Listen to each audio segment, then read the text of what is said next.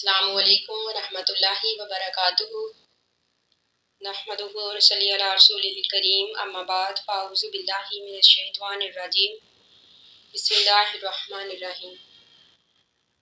رب اشرح لی صدری ویسر لی امری واحلل عقدۃ من لسانی لیفقہوا قولی۔ اللہ تعالیٰ فرماتے ہیں وابتلوا الیتامی، وابتلوا جانچ پرکھ کرو، الیتامی یتیموں کی، حتیٰ یہاں تک کہ اذا جب بالغ وہ پہنچ جائے نکاح کی عمر کو، یعنی اگر یتیم کوئی چھوٹا بچہ ہے تو اس کی اچھے طریقے سے پرورش کرو یہاں تک کہ جب وہ نکاح کی عمر کو پہنچ جائے۔ فائن پس اگر انستم تم محسوس کرو منہم ان میں رشدن رہنمائی، یعنی جب وہ یتیم نکاح کی عمر کو پہنچ جائے پھر تم اس میں سمجھداری پاؤ، فادفعوا تو لوٹا دو، علیہم ان کی طرف اموالہم ان کے مال، یعنی جب تم ان کو سمجھدار پاؤ تو پھر ان کے مال ان کی طرف لوٹا دو۔ ولا تاکلوہا نہ تم کھاؤ اس کو، یہاں پر ہاں کی ضمیر جو ہے وہ مال کی طرف جاتی ہے، یعنی نہ تم کھاؤ اس یتیم کے مال کو اسرافن حد سے بڑھ کر وبدارن اور جلدی کرتے ہوئے، ان یہ کہ یکبروا وہ بڑے ہو جائیں گے، یعنی اس بات سے ڈرتے ہوئے کہ وہ بڑے ہو کر اپنا حق مانگیں گے۔ تم یتیم کے مال کو نہ تو اسراف کے ساتھ کھاؤ اور نہ ہی جلدی کرتے ہوئے کھاؤ۔ ومن کانا اور جو کوئی ہے، یہاں پر من کانا سے مراد سرپرست ہے، یعنی اگر یتیم کا سرپرست غنین غنی ہے، مالدار ہے، فلیستعفف چاہیے کہ وہ بچے، یعنی پھر وہ یتیم کا مال کھانے سے بچے۔ ومن کانا اور جو کوئی ہے فقیرن فقیر، فلیاکل پس چاہیے کہ وہ کھائے بالمعروف اچھے طریقے کے ساتھ، یعنی اگر سرپرست تنگ دست ہے، غریب ہے، فقیر ہے تو پھر وہ یتیم کے مال کو اچھے طریقے سے کھا سکتا ہے۔ فَإِذَا پس جب دفعتم تم لٹا دو، علیہم ان کی طرف اموالہم ان کے مال، یعنی اللہ تعالیٰ فرماتے ہیں کہ جب تم یتیموں کی طرف ان کے مال لٹاؤ، فاشہدوا تو گواہ مقرر کر لو علیہم ان پر، یعنی مال کو لٹاتے وقت کوئی گواہ مقرر کر لو۔ وکفیٰ اور کافی ہے باللہ اللہ تعالیٰ حسیباً حساب لینے کے لیے، یعنی اللہ تعالیٰ نیتوں کو خوب جانتا ہے تو اللہ تعالیٰ ہی حساب کے لیے کافی ہے۔ للرجالی مردوں کے لیے نصیب حصہ ہے، مما اس مال میں سے تارکا جو چھوڑ دیا الوالدانی والدین نے، والاقربون رشتہ داروں نے، وللنساء اور عورتوں کے لیے نصیب حصہ ہے، مما اس مال میں سے تارک الوالدانی جو کہ چھوڑ دیا والدین نے، والاقربون رشتہ داروں نے، مما وہ چھوڑا ہوا مال، کلا منہ چاہے تو وہ تھوڑا ہے، او کاسورا یا پھر زیادہ ہے، نصیباً حصہ ہے اس میں سے مفروضاً مقرر کیا ہوا، یعنی وہ چھوڑا ہوا مال اگرچہ تھوڑا ہے یا زیادہ اس میں سے ہر کسی کا مقرر حصہ ہے۔ اسلام سے قبل زمانہ جاہلیت میں یہ رواج تھا کہ مال میں سے نہ تو عورتوں کو حصہ دیا جاتا اور نہ ہی چھوٹے بچوں کو، البتہ جو لڑکے بڑے ہو جاتے اور لڑنے کے قابل ہوتے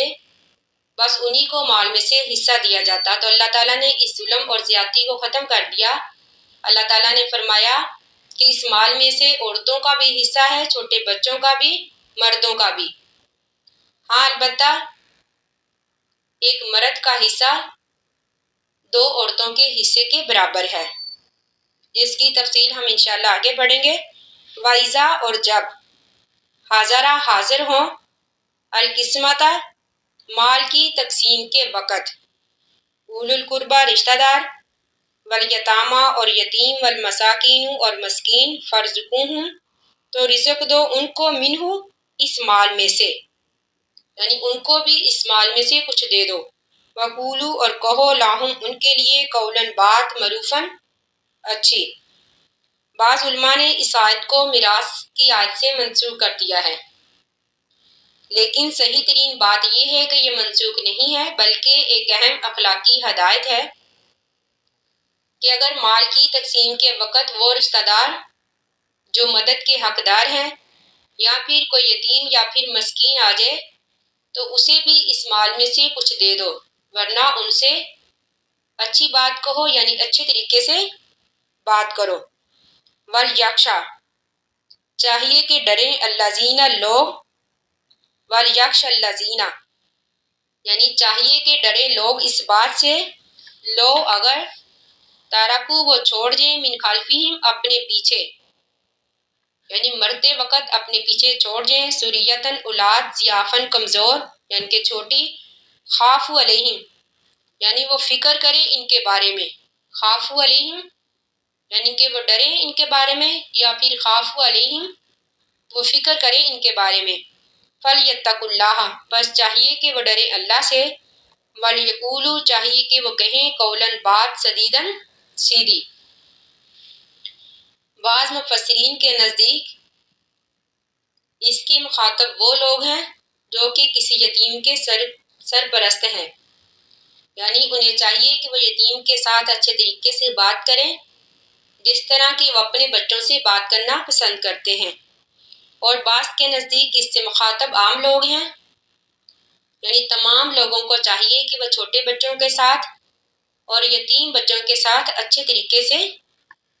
بات کریں۔ اور بعض کے نزدیک اس سے مراد وہ لوگ ہیں جو مرنے والے کے قریب بیٹھے ہیں، یعنی وہ آدمی جو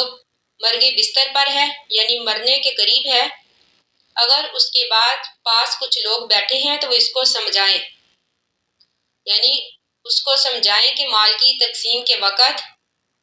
نہ تو وہ اللہ کے حقوق میں کوتاہی کرے اور نہ ہی انسانوں کے حقوق میں، یعنی ہر کسی کے حقوق کو پورا کرے۔ اگر وہ مالدار ہے تو اسے چاہیے کہ اپنے مال میں سے 1/3 مال کو اللہ کی راہ میں وقف کر دے یا پھر کسی یتیم مسکین کو دے دے۔ لیکن اگر وہ تنگ دست ہے، فقیر ہے، تو پھر اس کو اس بات سے روکے کہ وہ 1/3 مال کی بھی وصیت نہ کرے، یعنی 1/3 مال کو بھی اللہ کی راہ میں وقف نہ کرے، اس وجہ سے تاکہ بعد میں اس کے بچے محتاج نہ ہو جائیں، یعنی اس کے بچے تنگ دستی سے دوچار نہ ہو جائیں۔ تو اللہ تعالیٰ فرماتے ہیں ان الذین بے شک وہ لوگ یاکلون کھاتے ہیں اموال الیتامى اموال مال الیتامى یتیموں کا ظلم کرتے ہوئے، انما بے شک یاکلون وہ برتے ہیں فی بطونہم اپنے پیٹوں میں نارن آگ، وسیصلون ان قریب وہ ڈالے جائیں گے سعیرا جہنم میں، یعنی اللہ تعالیٰ فرماتے ہیں کہ جو یتیموں کا مال زیادتی کے ساتھ ظلم کے ساتھ کھاتے ہیں، تحقیق وہ اپنے پیٹوں میں جہنم کی آگ کو ہی بڑھتے ہیں، تو عنقریب ایسے لوگوں کا ٹھکانہ جو ہے وہ جہنم ہے۔